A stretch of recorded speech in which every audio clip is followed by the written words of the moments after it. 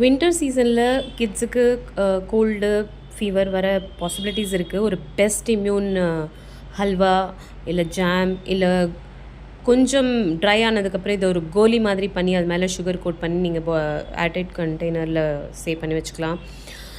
இது பண்ணுறதுக்கு டர்மரிக், அதாவது ரா டர்மரிக் இந்த சீசனில் நிறைய ஃப்ரெஷ்ஷாக கிடைக்கும். அது ஜிஞ்சர், இஞ்சி, பனவெல்லம் பெஸ்ட்டு, ஒரு ஸ்பூன் நெய், அவ்வளோதான்.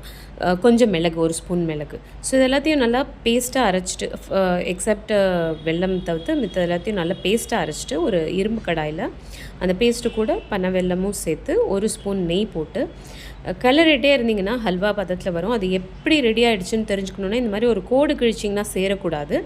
அந்த கோடு கிழிக்கும் போது சேராமல் இருந்ததுனா தான் அது ஹல்வா கன்சிஸ்டன்சி வந்துருச்சுன்னு அர்த்தம். இந்த வீடியோவில் நீங்கள் பார்ப்பீங்க, டுவர்ட்ஸ் த எண்டு உங்களுக்கு அந்த ஸ்டேஜ் வரும். இப்போ பார்த்தீங்கன்னா கோடு இருக்குது, ஆனால் இது ரெண்டும் சேரலை. ஸோ தட் மீன்ஸ் இந்த பர்டிகுலர் ஜாம் ஆர் நான் சொன்ன மாதிரி லேகியம் எதுனாலும் சொல்லலாம் ரெடி ஆகிடுச்சு. இதை கிட்ஸுக்கு ஒரு 1/2 ஸ்பூன் கொடுத்தீங்கன்னா பெஸ்ட் இம்யூன்